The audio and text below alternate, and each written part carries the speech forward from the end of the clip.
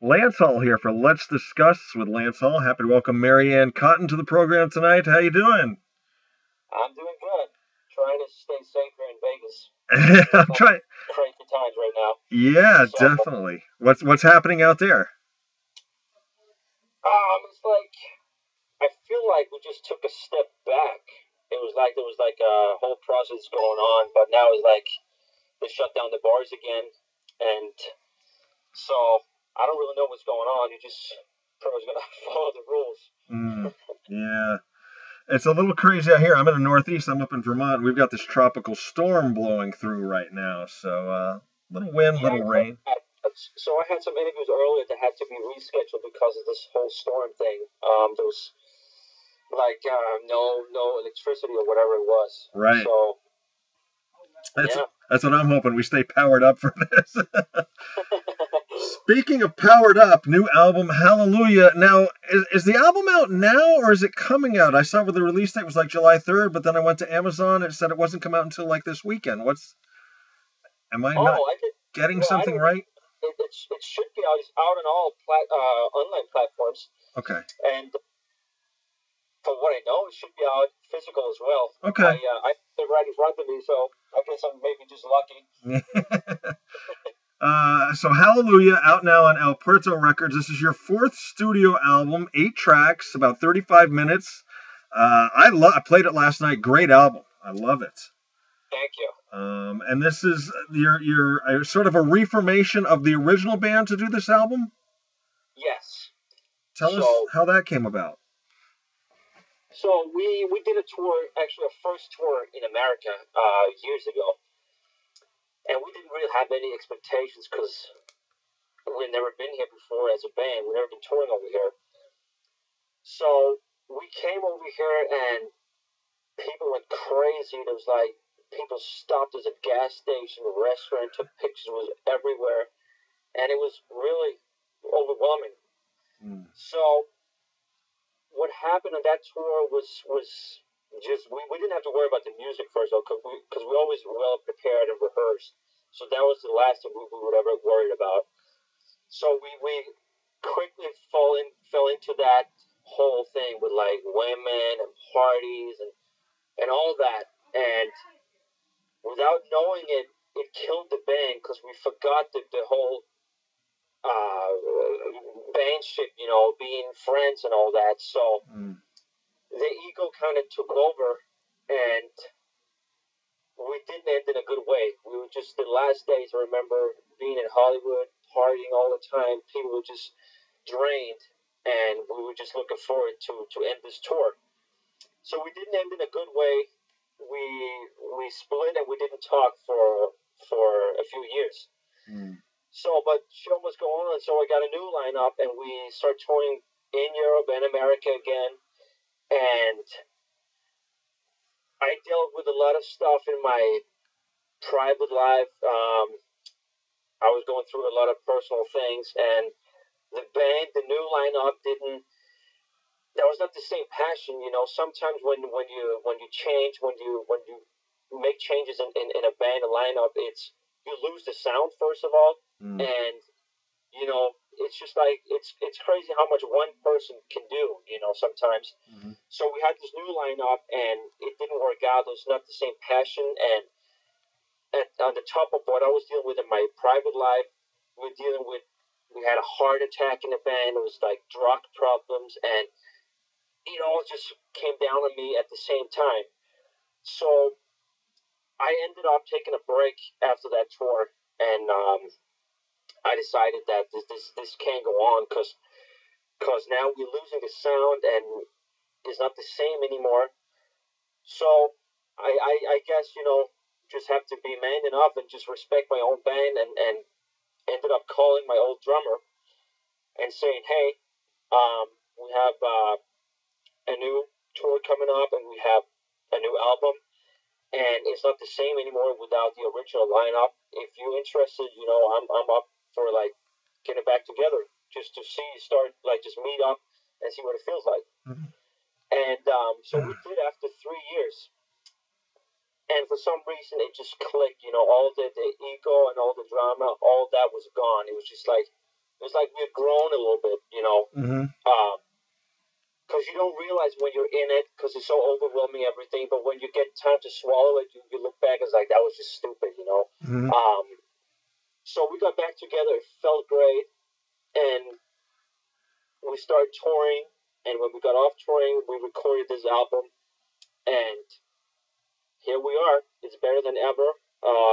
We're doing good together. We talk. I talked to the guys like I spoke to them the other day, actually, all of them. So that's great. Mm. So was Sebastian out with you on guitar on that on that tour as well, along with Sean, your original drummer? Yeah. So the very first tour we did was Sebastian has been in the band the whole time. Okay. Sean was not the problem. We were all the problem. I was probably the problem, but Yeah. It was just like it was awkward what happened the last night, on tour on the very first tour. So he Yeah. left the band, and we continued without him. But we lost the sound, so I thought, just grow up a little bit, So Mhm. so I called him, and it's great because there has not been one time on the last tour or recording this album where there's been any ego issues or anything. So that's great. Awesome. These tunes I read were created with you and Hal Patino, who happens to be your father, correct? Yes. Was anybody else involved in the writing, or was it just you two? So everybody they come up with their own stuff, and they add their own personal style to it. But when it comes to songwriting, it's mainly me and my dad, me and Hal. Yeah. He would usually write back in the days when we did the other albums. He would pretty much write all the lyrics, and I would do the music. And that's how we've been working on this one as well. I wrote 2 songs all by myself. Nice. So, but it's pretty much me and Hal. We write together. And of course, Hal, an alumnus of King Diamond and Pretty Maids, that must have been pretty cool growing up to be involved with all that. Yeah, I always say that I was almost born backstage because I was raised with all these heavy metal bands. I remember being a kid, hanging in all the dressing rooms with, of course, King Diamond, Merciful Fate, Yeah. Motorhead, all these bands. So I'm a total backstage kid. Oh, that's awesome. That must be incredible. Let's jump into this album. I listened to it a couple times last night, and I got to tell you, the one thing I liked about it is, you got 8 tracks. It's 35 minutes, and I like that because sometimes, and I'm not slagging anybody, it seems to be either people just want to put out a song or two, like a couple of singles, or they want to put out like these 75-minute opuses, I like this. 8 tracks, 35 minutes. That's a good meal. They always say the mark of a good meal is you want to leave somebody just slightly wanting a little bit more, You don't want to overstuff them. When I listen to my favorite albums, I always, when the album is over, I always want more. And I always like that idea because there are albums out there where you just think, wow, it's a long album, Yeah. And so it's not that we didn't have more songs. We actually had like a couple more songs, but I thought it doesn't fit the album. So I don't want to just add another 2 songs just because I have to. I'd rather just leave it there because I feel like there's a good vibe on the 8 tracks in this one. Right. It's a good solid unit. First track, of course, the title track, Hallelujah. What a great show opener that would make for if and when we ever get to see live music again. Is that sort of the plan going in? Yeah, so that song, is written as a pure opener. The first line, "Here I am," is like a new beginning, fresh start, and it would be a great opening track when we do start doing the live shows. When we're gonna do live shows, I don't know, because the plan was to do it in September over here, but nothing is even rescheduled yet or anything. So hopefully next year. Yeah. I'm going crazy over here, because doing shows is what I like and what I love, so hopefully this whole pandemic thing is going to be over soon so we can get some rock and roll out there. Absolutely. I was watching a video the other night of, a big arena show, and we used to take it for granted back then, and I'm thinking, am I ever going to get to see this again, Track 2, Night in California. To me, that song, the way it was structured, the way it played out, I got a real Kiss vibe out of that. You know, the way they did their stuff, particularly the stuff from the non-makeup years. You know, Crazy Nights, Animalize, the tracks that they were doing then. I got that total vibe on Night in California. Can you tell me a little bit about that one? Um, well, as a Kiss has definitely been in my life, so when I write stuff, it's what I grew up with as a kid. That's what like under my skin, so that comes natural for me to write that way. Yeah. Uh, so it's not like I had any specific song in mind I wanted to try to recapture or anything. It was just like that riff just came to me, and the lyrics, pure tour lyrics. That's things that happen on tour. Mm. Um, but yeah, I hear what you say. It has that. Could definitely be like from those years, the Yeah. non-makeup years with Kiss. Yeah. Had the whole vibe to it. Then track 4, White Pearl. A little bit of a darkness to this song, a little bit of a heavier edge. I'm a guitar solo guy. I love that solo in the middle and then the solo going out. Again, the way that whole song was structured, but it sort of had a little bit of a heavier, darker vibe to it. Yeah. So actually, when I listen to the album, I always say that I feel like the sound changed when that song starts. There's a different um, there's a different vibe on that song. It's like it gets a little more heavy, even though it's the same presets and everything. But Mm. I guess it's the chord set that gives it makes it a little more edgy. Um, so that song is like you can hear like parts of Billion Dollar Babies, and we added this whole we call it the Beatles part, boom, boom, boom, boom, boom. Yes. So it's a very experimental song, and again, I love that. I tell Sebastian that's probably one of his best guitar solos on that track. Yeah. It's definitely one of my own favorite songs from the new album. Mm-hmm. Mm-hmm. My favorite was the next track, Those Things. I'm listening to it and I'm like, man, these are like old like blues lyrics you would hear, from like the old blues songs, almost like a country vibe. Then you come in with that harp, but then you got the guitars and the solo. That was just a killer track. I love that track. Yes, and it was just a track that I was working on without having any expectations on making it to an album. But then my dad stopped by one day and he heard it and said, "Wow, we should put that one on because you don't hear that kind of music anymore." No. And I started like digging a little deeper into it and actually came up with arrangement for the song, and it turned out pretty cool. It is a cool. It's like it breaks the vibe in a good way on the album. Mm-hmm. Mm-hmm. Yeah, because there's so many different textures to this album here. You get like the Night in California, which like I said, was sort of like a Kiss vibe. You got White Pearl, that's sort of took it a little bit shade darker. Then you got this. It's just a total different direction. Yeah. Which it's great. There's a lot of different textures. Eternal Love, the quintessential power ballad that everybody had to have back in the '80s. Is there a bit of a story behind the songs, autobiographical at all, or just you wanted to write a power ballad? It's just like when you have an album that is like a hard rock album. I think it's important that you have a ballad on because that's what I like when I put on Welcome to My Nightmare. They have Black Widow with the spiders, and they have some prize. It's very dark. And here comes Only Women Bleed. Right. And I always looked at it. That's important for an album. I always liked that idea. So it's not that important, but it feels natural for me to add a ballad to an album like this. Cool. The last track, which was the longest track, a little over 8 minutes, called My Own Way. I always give everybody my last song test. I listen to the last song as intensely as I do the first one. I want to see if the band is trying on the last track of the album as hard as they were on the first, Yeah. And you passed. A lot of depth to that song. Again, this is a song with a lot of textures, a lot of movements. Almost sort of November Rainish on the outro to it. Just a great, great ender, I thought. Was this one that took a little bit longer being so long, or did it all come together fairly easily? Or It came together very easily. It's definitely my favorite track of the album because I remember writing it. I wrote all the words, all the lyrics myself, and the way we usually write would be for the character, for Maryann Cotton. So it would always be like we sit with lyrics and it's like, he would never say that. We have to change that, or we sit on the piano. It's like, those notes doesn't fit the character. So we always write for him.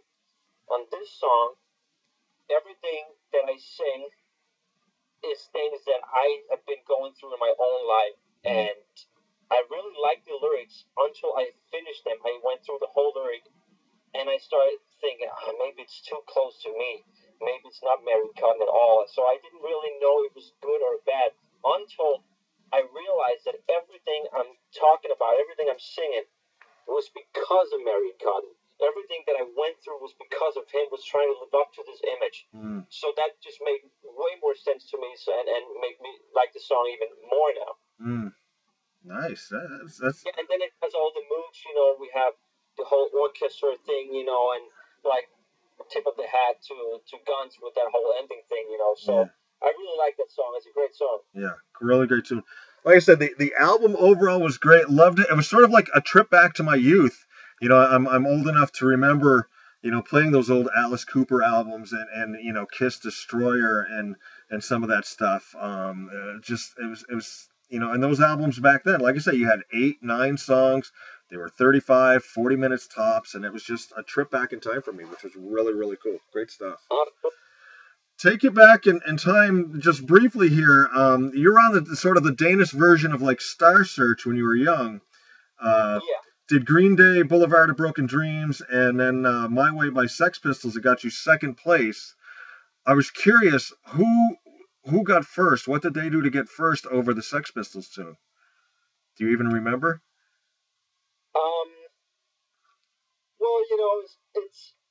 I remember I was like a teenager at the time, and there was still a lot of music that I haven't heard about yet. And here's this new band that my dad introduced me to, Sex Pistols. Yeah. And I'm also a big Elvis fan. And when I heard Elvis do My Way before Frank Sinatra, so I always loved Elvis's version of My Way. But here comes this band, Sex Pistols, and Sid Vicious did the punk version of My Way, and it was just like, if we could get that song on the show, that would be great. So it was the 2 songs were my own choice. Yeah, that's very cool.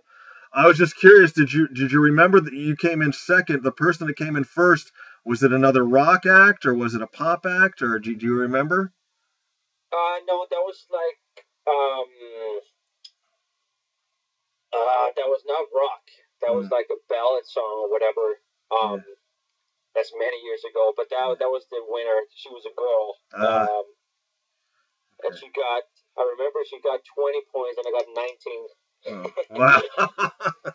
At least you made it close, definitely. Yeah. So going forward for Maryann Cotton, obviously touring is. Did you get a chance to do any videos for any of the songs on the album before everything shut down, or? No, but we will do a video shoot. I believe next week for one of the songs. So we have something cool coming up for the fans because it's really hard. You can't really do much. You're just sitting here. We are spread. We're in 4 different places in the world. Me over here, my dad in Germany, Sean in one part of Denmark, and Sebastian in another part of Denmark. So it's really hard. So I work all the time, with design, photo shoots, writing constantly. So I have something planned coming up next week for the fans. Very cool. Very cool. How cool is it to get to work with your dad in a band like this? I mean, that's got to be really, really rewarding to have not only, a bandmate, but your father there as well. Talk a little bit about that. It's great, and it's very, very easy.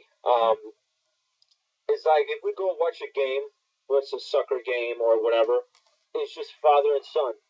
But when we go on tour, we haven't really talked about it, but it just happens naturally. We become band members. We become brothers. So there is a line between like not being on tour and just being off tour. When we write, it's so easy because we know each other so well that I can easily call him and say, "Well, those lyrics, they're horrible. I can never sing that," and he doesn't get offended. He says, "Okay, we'll change it. Whatever you say." He knows we write for the character, for Maryann Cotton, and I produce him in the studio, even though he has so much, he's been here for so many years. We're working with big producers, we're recording classic heavy metal albums. He navigates after me, so it's so easy to work with, and it's great. That's awesome. That's awesome. It's got to be cool.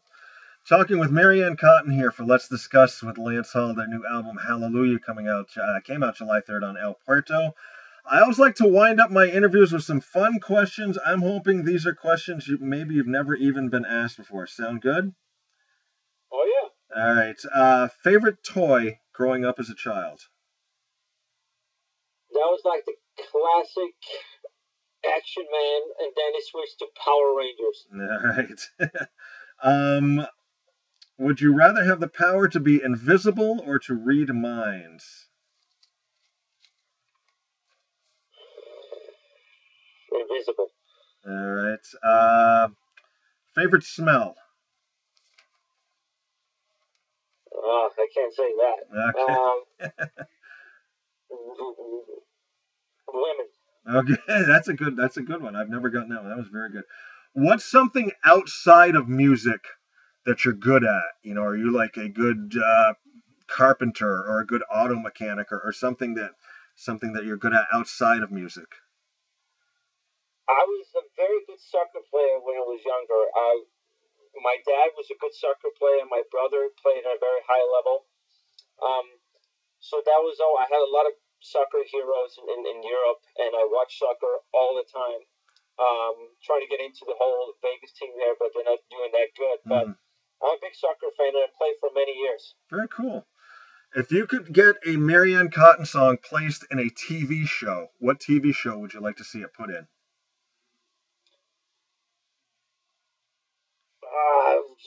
I never really watched the show. I know what it's all about, but I remember when that what was it called? Sons of Anarchy. Okay. When that was on, I wrote a song on an album called My Gun, and it's about the whole gang life, getting into that, what you have to do to get in. And I could definitely see that song in that show. Very cool. What was the last music you listened to other than your own? Elvis. Elvis? Which song? Yep. My Way? It's like I recently discovered they took some of these vocal tracks and re-recorded with the whole orchestra. It's called the Royal Symphony Orchestra, I guess. And it's amazing. It's really good. I heard Priscilla saying about this album that they're trying to do what he would wanted the album to sound like. So it's pretty much the 70s Elvis, which is my favorite period, from especially from 70 to 73. Yeah. That's my favorite time with Elvis. And it's pretty much all the songs there, the big hits, with an orchestra playing behind. Wow. So I'm a lot to that right now. Very cool. I'm glad I thought to ask this one because I think this is probably going to be a fascinating answer. What is your earliest musical memory? That's Alice Cooper, the $1 Billion Babies tour. I was raised with all these heavy metal bands, but it was before I even remember. I do remember Alice Cooper. That just blew my mind, and that's when I first saw him in his leopard skin platform boots and the long black hair. That's when I knew that's what I want to do. Very cool. Last one, and this is the one we have the most fun with, and I was asking this long before all the biopics came out. If they were to make a movie of your life, what actor would you have portray you in the movie? And it's your movie, your life. You can pick anybody. Alice Cooper. Alice Cooper. I somehow thought it would be that.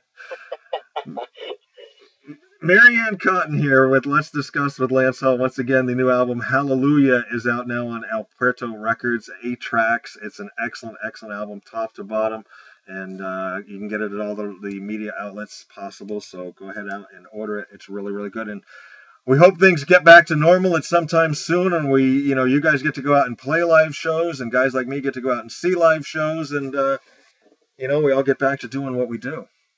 Oh, yeah. I cross my fingers. Yeah. Well, take care. Enjoy the rest of your day. And as always, thank you very much for your time. I appreciate it. Thank you. Bye-bye. Bye.